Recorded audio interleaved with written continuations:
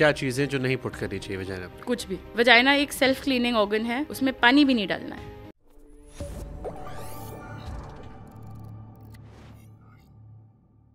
क्या चीज़ें जो नहीं पुट करनी चाहिए वजाइना में? कुछ भी, अनलेस डॉक्टर ने दिया हो। वजाइना एक सेल्फ क्लीनिंग ऑर्गन है, उसमें पानी भी नहीं डालना है। वल्वा जो बाहर का पार्ट है, जो पार्ट आपके कपड़ों को टच करता है, वहाँ आप पानी यूज़ करें, सोप यूज़ करें। अंदर जो कैनाल है उसमें कुछ भी ना करें। इसको याद रखने का एक बड़ा सिंपल तरीका है कि जब आप फेस वॉश यूज़ करते हैं, आप अपनी नाक बाहर से साफ़ करते हैं, नाक के अंदर कभी उंगली डाल के फेस वॉश नहीं लगाते हैं, क्योंकि नाक के अंदर का जो टिश्यू है वही वजाइना के अंदर का टिश्यू है।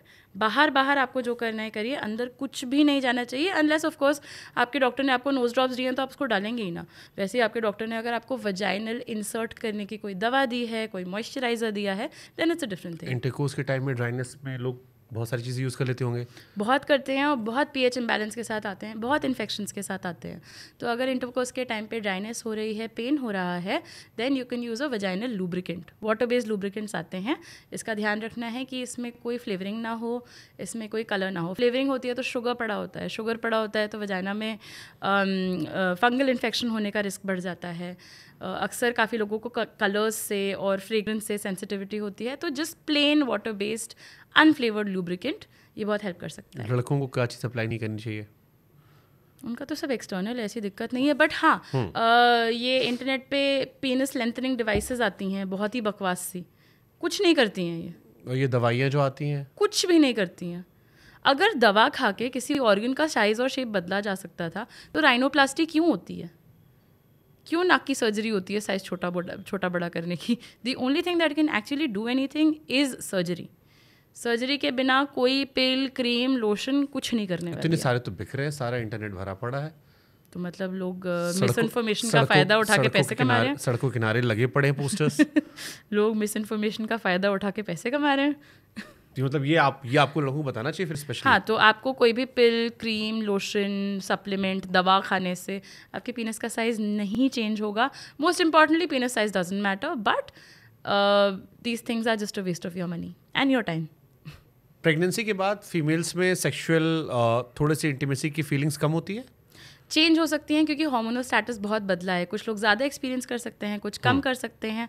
एंड अक्सर वजाइनल डिलीवरी अगर हुई हो तो वजाइना और पेरिनियम के एरिया में इंजरी काफ़ी होती है, तो सेक्स पेनफुल हो सकता है। इन दिस केस एक सेक्सुअल हेल्थ थेरेपिस्ट या फिर पेल्विक फ्लोर थेरेपिस्ट काफ़ी हेल्प कर सकते हैं। अब लड़कों के बहुत सारे सवाल है क्योंकि आप डायरेक्टली ट्रीट नहीं करते, बट ऑनलाइन तो उनके सवालों के जवाब दे सकते हो। So what causes erectile dysfunction? Erectile dysfunction के भी बहुत सारे कॉजेज हो सकते हैं। हार्मोनल इश्यूज हो सकते हैं, स्ट्रेस से मेजर होता इश्यूज है। क्या होते हैं सबसे, अगर 5 बताने हो? Stress, hormones, alcohol, smoking, binge drinking से इसको विस्की डिक बोलते हैं कि काफ़ी अगर किसी ने कोई बिंज ड्रिंक कर लिया तो उस दिन इरेक्शन में दिक्कत हो सकती है।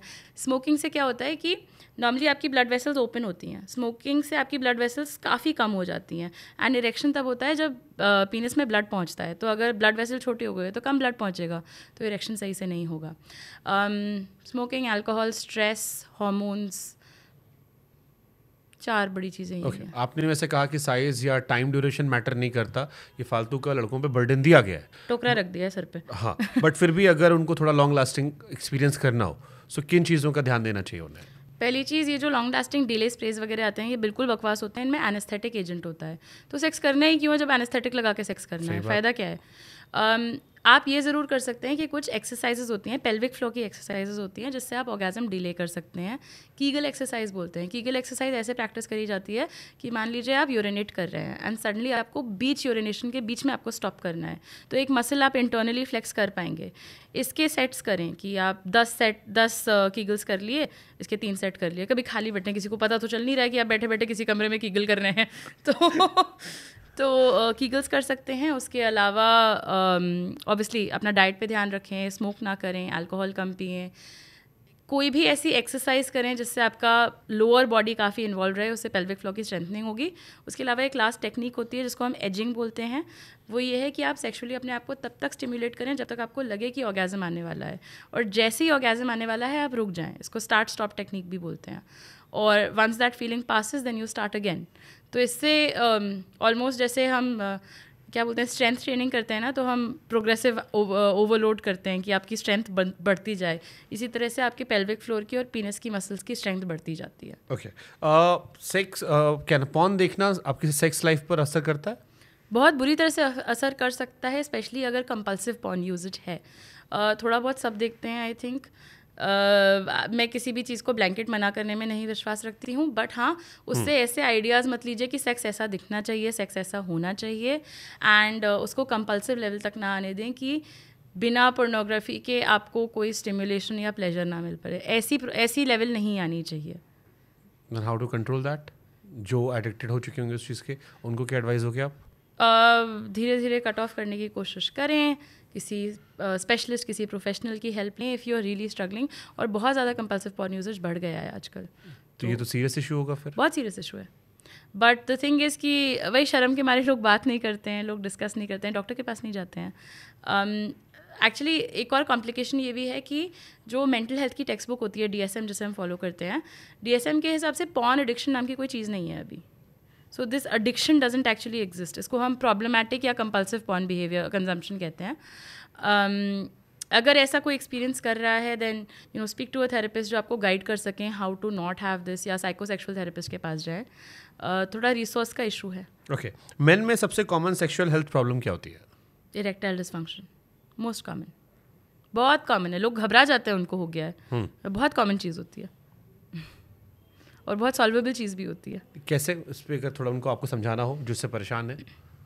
एक तो परफॉर्मेंस एंग्जाइटी हो जाती है बहुत लोगों को, उनको डर लगने लगता है कि यू नो मेरी मैस्कुलिनिटी इस बेसिस पे रेट होगी, तो उस स्ट्रेस के मारे आपकी बॉडी स्ट्रेस रिस्पॉन्स में चली जाती है, उसमें इरेक्शन में दिक्कत आ जाती है। काफ़ी लोगों का सेडेंट्री लाइफस्टाइल की वजह से, स्मोकिंग की वजह से इरेक्शन तो हो जाता है पर इरेक्शन मेंटेन नहीं कर पाते हैं। तो ऐसे बहुत सारे फैक्टर्स हो सकते हैं जो आपकी ओवरऑल हेल्थ, मतलब आपकी पीनस का हेल्थ आपकी ओवरऑल हेल्थ का एक बहुत अच्छा मार्कर बन सकता है।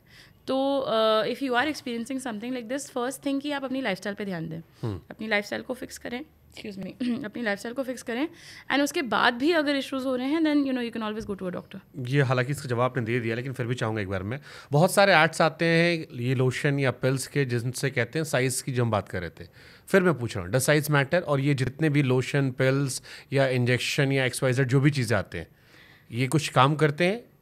अगर किसी को इरेक्शन में दिक्कत हो रही हो तो कुछ डिवाइसेस हेल्प कर सकती हैं, पर साइज़ चेंज करने में कोई डिवाइस नहीं काम करती है, चाहे वो ब्रेस्ट का साइज़ हो, चाहे वो पीनस का साइज़ हो, चाहे वो वजाइना का साइज़ हो। महिलाओं के लिए साइज मैटर करता है? नहीं करता है, एक्चुअली नहीं करता है। और अगर ऐसा कर रहा है तो उनको सही एजुकेशन नहीं मिली है, उनको सही से रीडायरेक्ट किया जाएगा तो वो भी सीख जाएंगे। ओके तो लड़कों को उस पर स्ट्रेस लेने की जरूरत कमी नहीं है। एजुकेशन की है, नॉट साइज की। प्रीमेच्योर एजुकेशन है जिसे हम हिंदी में शीघ्र पतन भी कहते हैं, जिसके बड़े सारे एड्स लगे होते हैं सड़कों पे, फिर फलाने हकीम से मिलें, ये करें वो करें।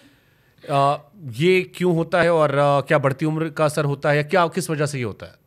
अगेन वही स्ट्रेस का इशू होता है, परफॉर्मेंस एंग्जाइटी हो सकती है, कभी कभी ये एक्चुअली डिजीज़ लेवल तक हो सकता है। उसमें ये स्टार्ट स्टॉप टेक्निक बहुत हेल्प कर सकती है, पेल्विक फ्लो की एक्सरसाइजेस बहुत हेल्प कर सकती हैं।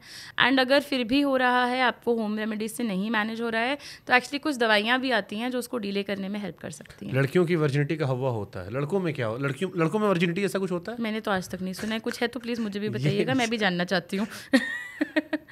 मैंने तो नहीं सुना। लड़कों में कुछ होता है ऐसा वर्जिनिटी खोने जैसा? मेडिकली किसी में नहीं होता है, ना लड़कियों में ना लड़कों में, बट अब वो सोशली कुछ भी बनाया जा सकता है। Hymen is not an indicator of virginity. Okay, ठीक है, यानी लड़कों में ऐसा कुछ नहीं होता है। तो वो जो कॉफी विद करण बैठ के बताते रहते हैं कि आई लॉस्ट 18 या, तो सलमान खान सही थे इसका मतलब कि आई एम स्टिल वर्जिन। वो तो एक अपना सोशल कॉन्सेप्ट है कि आपने कब डिसाइड किया। किसी के लिए किस करना वर्जिनिटी का लॉस होता है, किसी के लिए सेक्स करना वर्जिनिटी का लॉस होता है। ऐसे तो डेफिनेशन हो जाएगी ओरल सेक्स वर्जिनिटी है कि नहीं, पेनिट्रेटिव सेक्स वर्जिनिटी क्या है, कहाँ है, everybody decides for themselves. Gym करने से सेक्स पावर बढ़ती है? जिम करने से आपका पेल्विक फ्लो स्ट्रांग हो सकता है, तो हाँ आपका स्टैमिना बढ़ सकता है। बट ये है कि लोग जो घबराते हैं कि प्रोटीन पाउडर लेने से सेक्सुअल स्टैमिना ख़राब हो जाएगा, प्रोटीन ओवरलोड हो जाएगा, ऐसा कुछ नहीं होता है। Exercise is very good for your sexual performance. Okay, healthy practices जो आपको अडॉप्ट करनी चाहिए इंटरकोर्स के बाद? इंटरकोर्स के बाद women should always pee after having sex. Urinate करने से उनका जो यूरेथ्रा होता है, जो जो ट्यूब होती है जो उनके ब्लैडर को आउटसाइड से कनेक्ट करता है वो क्लियर हो जाता है, क्योंकि फ्रिक्शन की वजह से वहाँ काफ़ी बैक्टीरिया की एंट्री हो सकती है, छोटे छोटे कट्स हो सकते हैं। इसके अलावा दही वाले बैक्टीरिया वो यूरिथ्रा में, वजाइना में नहीं। उसके अलावा आप इस बात का ज़रूर ध्यान रखिए कि आप अपने पार्टनर पे फोकस कर रहे हैं। बहुत सारे लोग इस बात से बहुत डिसअपॉइंटेड रहते हैं कि सेक्स के बाद तुम अपनी दुनिया में, हम अपनी दुनिया में। ये वाला प्रॉब्लम लोगों को इमोशनल इंटीमेसी का लैक होता है।